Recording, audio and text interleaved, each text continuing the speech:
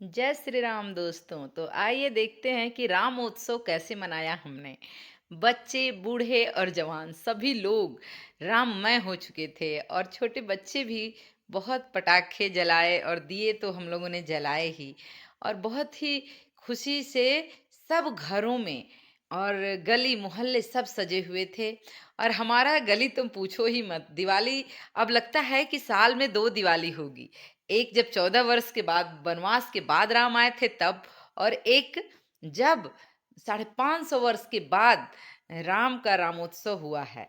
तो कहते हैं ना कि पहले घर में दिया जला लो, तब बाहर दिया जलाओ। तो हमने घर में पूजा अर्चना करने के बाद फिर हम लोग निकल पड़े। हमारे यहाँ राम मंदिर, रांची में राम मंदिर बना था, तो राम मंदिर देखने के लिए गली मोहल्ले तो ऐसे सजे थे, पूछो ही मत। तो हम लोगों ने जाते जाते जो भी मंदिर सामने पड़े प्रसाद खाया और मज़े से घूमा। और फिर हमारा ये पहाड़ रांची झील जो पहाड़ी से बहुत खूबसूरत दिखता है, तो मैं रांची झील रात में मुझे देखने को मिला, मुझे बहुत खुशी हुई। यहाँ के बाद हम लोग पहुँचे, हमारा हनुमान मंदिर है वहाँ। और बहुत ही इतना धमा चौकड़ी मची हुई थी कहें तो, और धूम तो पूछो ही मत। लेकिन इन सब के पीछे मैं थोड़ा सा ये भी बात आप लोगों से करना चाहती हूँ कि राम उत्सव हम क्यों मनाएं या राम को हम क्यों मानें। मुझे लगता है कि राम को मानने के लिए कोई वजह की ज़रूरत नहीं है।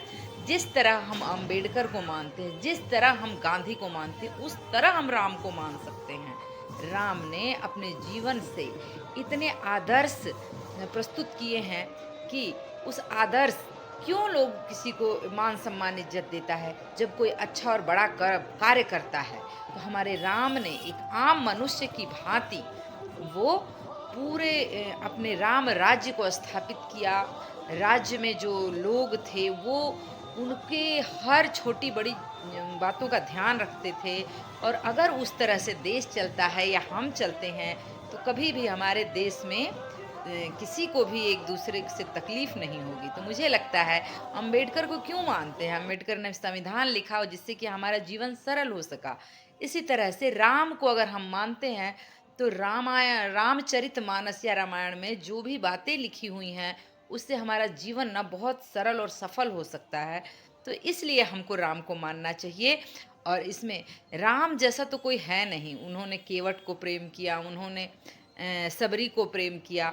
तो हम नहीं कह सकते हैं कि बड़ा छोटा या किसी प्रकार का भेदभाव उन्होंने किया है। और हाँ, ज्ञानी भी अगर अधर्मी है तो उसको भी उन्होंने नहीं बख्शा।